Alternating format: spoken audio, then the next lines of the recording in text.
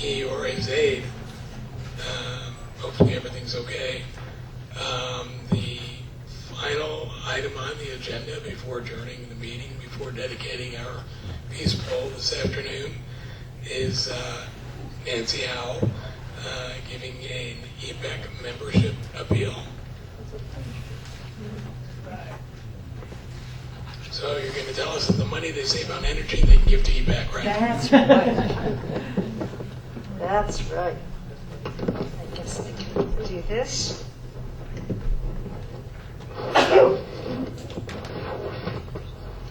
All right. As I leave the job of treasurer of this organization, I want to say a few words about the finances. I think I probably telegraphed the point in my report before, but I was just doing a little calculation as I listened and thinking about the contributions made to this organization by the people who have been active in it in the last year. And I figured on the average probably 8 people working something like 10 hours apiece per week. And if their time is worth $25 an hour, which for some of us that's a low estimate, but you know, maybe some people don't make more than that. But it's a rough idea. Anybody, quick calculator here? That comes out to $100,000 a year.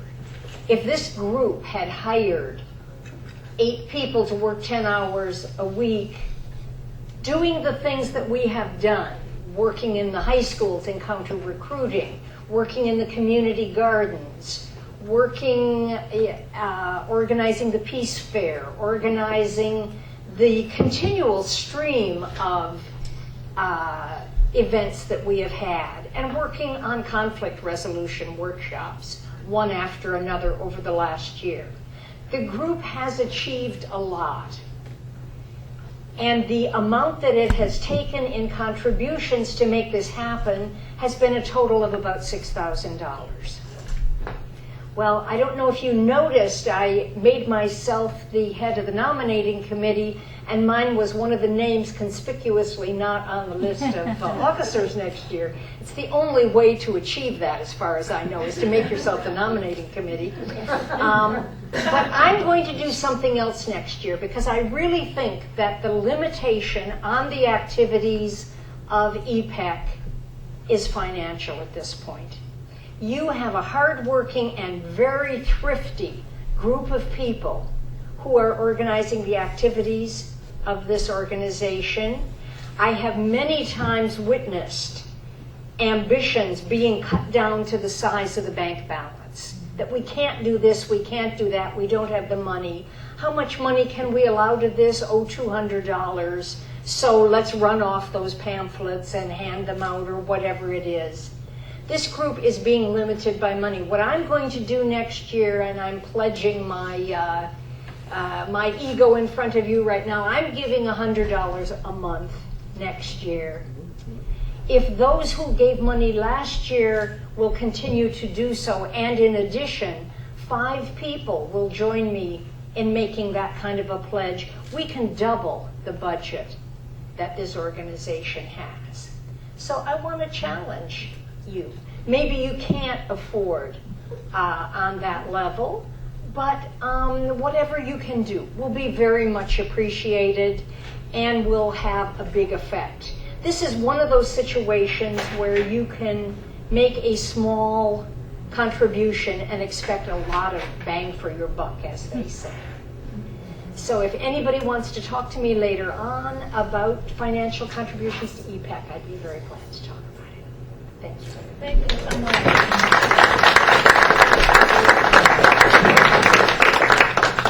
Oil companies that got all the money. What's that, Frank? You said $500? Got $496. Nancy, thank you very much for having served EPEC as treasurer this past year, and I believe you were acting secretary for some time the year before, and it's been a pleasure working with you. And Nancy already has been very financially generous with EPEC. I get the mail and I see a deposit there and a bank statement. I'm like, what's this about? And then I go, oh, Nancy's dropping some money into our account again. So thank you very much, and I hope you will. Sometimes that was the explanation of why the bank account balanced. Yeah, okay. I hope you will continue to be involved in ABEC. Enjoy your vacation from officership, but continue coming to our meetings and being involved in the activities. And before we adjourn, I do want to acknowledge all the active members of EPEC that I've worked with in the past year. It's been a pleasure. It's been, I think we've been frustrated, obviously, by the continuation of the war in Iraq, the things that Congress was not able to do last year and is not even trying to do this year. It's very disturbing. But I do want to acknowledge at the front table or the back table, depending on your position, Cindy I. Smith, our new Vice President, Dana Fogelsong, our new Secretary, over here in her pink blouse is Nancy Feraldi, who is our new Treasurer, and the remaining cast of characters, Frank Cabasta, and Phyllis Stanley, and Holly Rowan, and Gene Zeldin, and Green Gene in the back. And working with Ellen Peterson, seeing her at other meetings, and anytime we share any common space with Ellen, it's a rewarding experience. And lastly, I do want to thank all of you, in particular John Brady, for agreeing to speak to us this afternoon. And I do want to thank all of you for coming to our annual meeting. What we're going to do now is go outside, and because of the heat, we're going to have a very brief dedication ceremony of our peace pole. We'll be going outside and making a left, and the peace pole is back here in the corner of the building. John Casita had told me before, because it's very dry, there have been no new plantings. We're going to wait till the rainy season before putting some landscaping around the peace pole and a plaque. And with that, let's go out there. If you want to come back in, we still have plenty of food, air conditioning. There's a container right here. And so I declare the 2008 annual meeting adjourned. Thank you very much. Folks, please move forward. We're family. Come on. Hey, everybody. Right here. I don't know if other folks want to share, and again, this is our ceremony. It's not mine or Tom's or whatever. It's ours. So please, if anybody has some things to share, I'd like to just start out here. One of the statements I always use in our Eco-Living Center is living lighter on the planet. And you know what, I'm really happy with the green movement and where it's going today is that I think finally people are catching on that, you know, you don't have to wait for Earth Day to do something good for the planet. It's every day. And again, you know, those simple little tiny things that we all have been doing, I think are finally starting to catch hold with each other. And again, it's one thing to make major commitments, you know, to live a little lighter on the planet, but just if each one of us can even go home today and just make one more little commitment. Folks, it's those little things by the millions and millions of people that do them that matter. So please, let's keep the environment in our daily lives, because we're certainly affected by everything on the planet, just like we affect everything on the planet. So we need to think in every little thing we do, what's our choices and what's that choice going to do. So, and that goes hand in hand with peace. That's why I think I like your organization so much, the Peace and Environmental Education Center, because peace should be the same thing. We shouldn't have to wait till there's a conflict with war before we start talking about peace, and we shouldn't be angry before we have to start being peaceful. But just living it every day in our lives, you know, showing that compassion for each other, showing that understanding for each other. And again, I know I'm preaching to the choir, but I want to reassure everybody here that, again, we don't have to wait for a special day or a special poll or anything like this. Hopefully this poll will stand for all those folks who happen to wonder by this particular spot on the planet, like the thousands and thousands of other spots on the planet that have a peace poll, that this is something that we need to keep in our minds constantly. And just take the time to show our peace amongst ourselves. And so I did do a couple research things on just a statement here, and I just really like, there's 4 short quotes I just wanted to give to you, okay? that I thought were very appropriate for this peace poll and where we're all at maybe today. One of them is by Benito, and I know I'm going to mispronounce his name, Benito Juarez, I believe. Peace is the respect for the rights of others. I think right there that says a lot. If we respect each other's differences, then again, peace is there. Others give me freedom too. That's Rock. it. Everything. Yes, I don't, yes, All living thank things. you. All living things.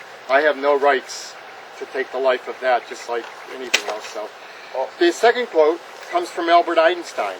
Peace cannot be kept by force. It can only be achieved by understanding.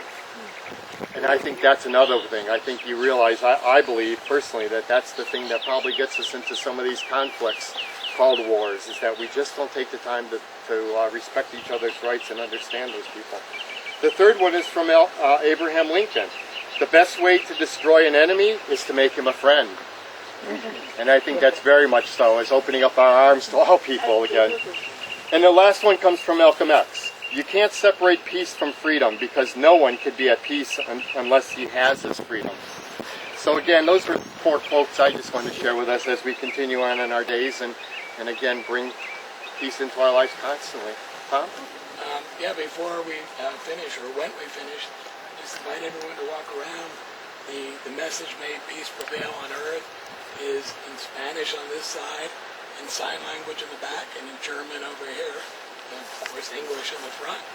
And even though we're just a small group of people today in South Fort Myers, the small group has been multiplied more than 200,000 times around the planet in the past 50 years, 53 years now.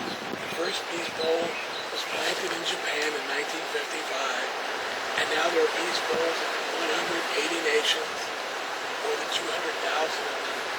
So even though we're a small group, it reminds me of one of my favorite stories from the best-selling book, Tuesdays with Maury. Maury Schwartz tells the story of a wave.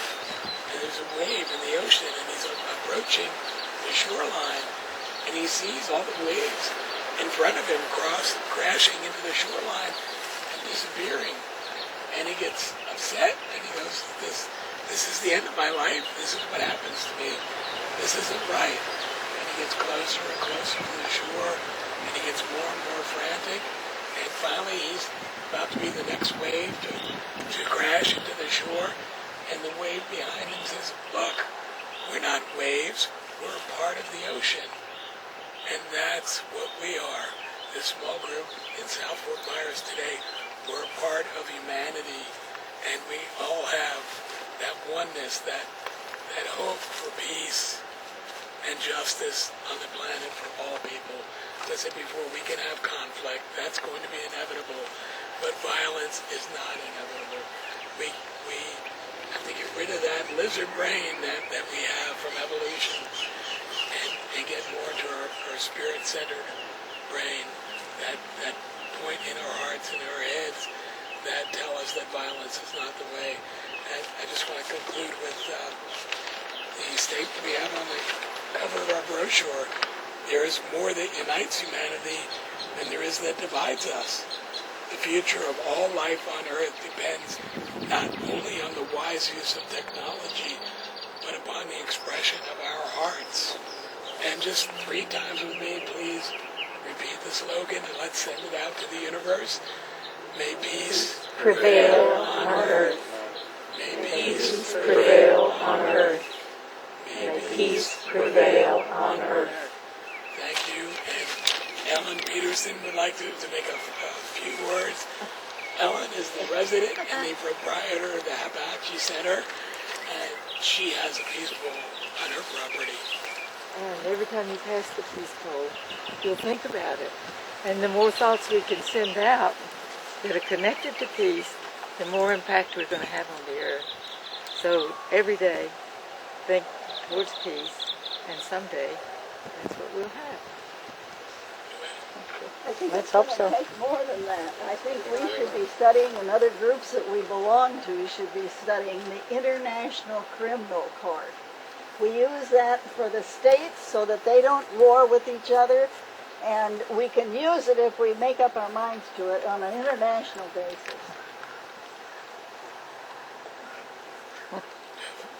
I agree it'll take more than just thoughts of peace. Although they're wonderful, I think Joanna has a good point. And I think that that kind of meshes into something that we're planning on announcing this week. As most of you know, I'm running for Congress, and the first question that everyone always asks me is, what's the first piece of legislation that you want to pass when you get into office? And unfortunately, the piece of legislation that I'd like to pass isn't necessarily going to be the first thing that we can get passed.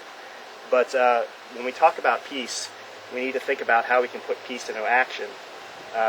Aside from all the wonderful things that we've been talking about today with the environment and looking at how we live our lives. One thing as a potential legislator that I'm looking at is I think we need to have what I like to call the first law, because to me it's the first law that I'd like to see enacted. And simply stated, what that is that we need to recognize that no nation, no state, no organization, and no individual has the right to take another human life unless life is clearly and immediately threatened. And I'd like to see this passed on a legislative level in the United States and around the world. And to go along with that, what we're hoping to do before the election is I have some very good contacts in the Middle East, and we are looking at taking this message over there. We're looking at doing a trip from Jordan to Syria, to Lebanon, to Israel in about 2 weeks. And essentially, the message that we want to ask everyone that we talk to, starting with Khaled Meshal and some of the people in Syria, possibly some of the people involved with Hezbollah and some of the people involved with the Israeli government, and just the everyday citizens in that area. The question that we want to ask them is exactly what this message is here today, which is how do we get from where we're at right now to the place where we can all say peace will prevail on earth. How much? How much does it cost to go? We are looking at about $5,000 or $6,000, and what we want to do, $5,000 or $6,000 per person. And what we want to do is we'd like to get representatives from various groups from all around Southwest Florida, both people who share in our message and some people who might be skeptical about that area of the world, so that we can take them and we can show them firsthand exactly what's going on. So I hope that we can, again, take this message that we have here and carry it forward to that trip and beyond. Have you got advertising on it? Got it printed up? We are just now in the process of putting everything together on this because there's some question about how we can finance this with campaign financing rules and everything, so we want to make sure before we make the official announcement, although I think I just did that here today. But we have some information. Chuck has some flyers which has my contact information on it, and I'll be in touch with Tom and with Nancy and everybody, and we'll make sure this is one of the first groups that I'd love to see some representatives from. So. Have you had any election experience? I don't want to take away too much time from this event here, but we'll talk about that after, please. I have a quote too, apropos what you were saying. In Judaism, there's a saying, to save one life is as if to save the whole world. And the Quran has one similar to that, I heard. And I want people to know this, because that is not what the radical Muslims are believing. That is what the Quran is teaching them. And I'm a Muslim myself. And that saying is that in the Quran, it's if you take the life of one innocent person, it's as if you've taken the lives of all humanity. Wonderful. There it is. That's the quote. I just didn't know that one. I wanted to mention the method by which the Peace Bowl came about here was I had asked John if EPEC could hold its annual meeting here at the Eco Living Center, and he said, sure. You want to go in on a Peace Bowl with us? So this Peace Bowl is sponsored by EPEC and Lee County Parks and Rec.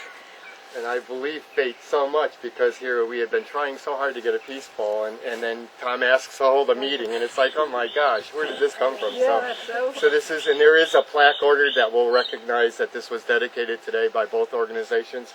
And again, I think Tom said that. I'm not sure if everybody heard it, but we're going to be doing some. We're going to be doing some brickwork and some landscaping around the Peace Bowl to bring a little bit more presence here in the garden. But we're waiting for the rainy season to begin, so we don't have to use water on it right now. So that's what's happening. So come on, you have to come back. Okay. Got to come back. Holly Rao and her sister own some property in California, and was it last year? Yes, it was the autumn equinox. Peace Bowl. Yeah. I'm feeling, if I close my eyes and I stand here with all of you, I can also see, and I feel like I'm standing on the cliff overlooking the Pacific Ocean, where our sacred land is that my sister and I are caretakers of.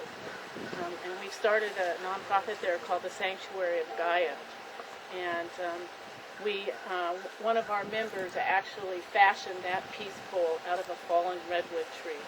It has 8 sides, and it's in 8 languages on top. May peace prevail on earth, including the animal paw prints, which I first saw at Hapahatchee. So I'm not just feeling connected with that one peace pole. I'm thinking about and feeling the peace poles that are in every single state in the United States right now. And I'm aware of 250 different countries where may peace prevail on earth is the message. And this pole stands up like a beacon of light. So for just one moment, if you close your eyes and picture these beacons of light that are a prayer for peace and a message for anyone who walks by them, and then imagine that there is light connecting each of those peace poles to each other like a huge web, a huge network of a prayer for peace surrounding the entire planet. Prayer is powerful, and our thoughts are powerful. And no, it's not enough just to pray, but when we really pray with all our being, then our feet step forward and we take action. And that, to me, is why I love the concept of a peace pole. From the very day I joined EPAC, I pictured a peace pole being in Fort Myers. And it was on autumn equinox that we dedicated ours last year in California, but now I see that web of interconnectedness, not just of the peace poles, but of all of life. Because as you were saying, you harm one being, you harm us all. We are all interconnected. And so I'm hoping that each one of us today takes to heart this prayer for peace and walks it, that we learn to walk our talk much more. And so mote it be. Thanks, Ellen. Anyone else like to make any remarks? I wanted to make a quick remark. Somebody said, I think it was Holly, that I don't know if it's that future peace poles are going to say this or that they should say this. It was you. That instead that future peace that they should or that they're going to. Well, what we did here, yeah, our peace pole that we erected on our land is 10 feet tall, and it's 8 sides, and we have it in May Peace Prevail on Earth in Hebrew, in Arabic, in Chinese, in Japanese, in Navajo, in English, and in Spanish. But we have room for a lot more. And at our peace pole dedication there, a number of people got the idea at once. What if when we put it on the bottom, we make it a stronger affirmation? Peace prevails on earth. So that's what we're going to do for that one. Not future, but Yes, right now. War is over, if we want. Look at your peace pole. Thank you, everybody. Yeah. Corporations were making 16, 17, 1800% profit every time we started banging the drum. years and years ago. Great man, war is a rocket. Because the credibility of a man who was in the Marine Corps for 33 years can reach a Marine now. See how we make our peace with the sun by our big hats. it's going to turn a lot of people off. The peace pole be star. Not sure. Peace. I'm running as an independent. Like belongs to the men. Yeah, that's what her old one. We're running Mine's this year we have Yeah. Because hers is so small, it's easier to take it. state senator, But this Michael one you Republican, can decided to also run as an independent against Connie Mack. And then we have a Democratic challenger as well. They all sit the same.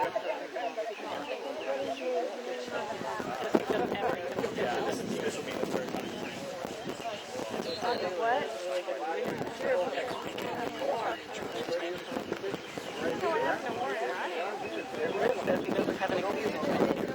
Yeah, but if he could I know, he didn't come in. He should have said, he said he was going to come. Maybe he had a car problem. Yeah. Maybe somebody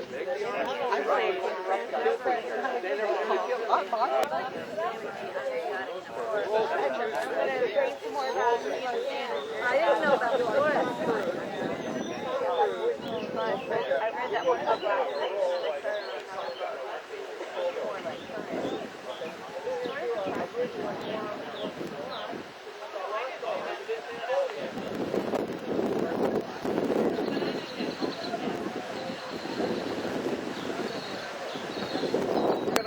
Well, you know, that always seems to be the I mean, I overriding hear message people, that I hear comes people out. say that, but I'm going, well, I sure don't think a president's going to solve everything. No president ever has, you know. See, that's But because we is got a that more politically savvy crowd here. Is that a general perception among the public? You know, and once they elect their president, everything's taken care of. Well, everyone seems to be under the mind that, you know, all the problems that we have now are because of President Bush. And once President Bush is gone, all the problems are going to go away. Yeah, so, you know, and you have to be careful of that, because especially in a presidential election year, that everyone just focuses on that race and nothing else. So we want to make sure that people understand that we've got to get this balance of power back. My paycheck comes from a nonprofit. We've got to make sure that we have people on every level. And we, the people, have to still That's the most important keep on thing. trucking. That's you know, that's what we're really trying to do with this campaign, is we're trying to get people directly involved with the process, not just me going out and making speeches. You know, that's why I come to pretty much anything EPEC does. I try to get out to, but you know, I'm actually going out, and so the thing that's really going to make or break this campaign is how much people actually get involved with us. Because, you know, I'm trying to give everybody the opportunity, as much say as you want in this campaign. Who ever You can heard have of it. caucuses? I've never heard of a caucus before. What is a caucus, you know? And I'm not politically campaigning for Obama, but he did teach people what, he went into Iowa and taught people what a caucus is, you know, and educated them. It's a long-standing And I think tradition. that says a lot. Yeah, I have of all the presidential candidates, they're front-running. Obama has been the one I've been the most optimistic about. I hope that optimism will translate into something real once he actually gets into office. I hope it will translate into a constant open communications line. That's what I'm hoping. That's the most important thing. And that's the most important thing. He's got to be an educator. We need an educator. I think he can do it. I think so. I think he is an educator. You know, the main problem that I see with Obama is not Obama himself. I'm worried that he might get overwhelmed by the Democratic machine once he gets into office. Yeah. I mean, that'll be the test. And that, you know, you got to have the faith up front to pick your candidate. Really, to go into the lion's den like that, you know? But even in his campaign, he seemed to be surrounding himself with the best and brightest people, because look at his results. I mean, who would have thought? You know? I mean, so I think that says a lot, doesn't it? Well, he definitely had a guardian angel on his shoulder when Oprah decided to campaign for him, because I think that was a tipping point for his campaign. I think that's what really pushed him to the front. She really has a lot of power with the common people. Oh, which reminds me, I need to make sure I get a membership form. You've given one to me like 2 or 3 times. I keep meaning to sign up, but it's nice seeing you again. They call the crisis hotline. We'll get something to drink. And, yeah, on our brochure we have. Okay.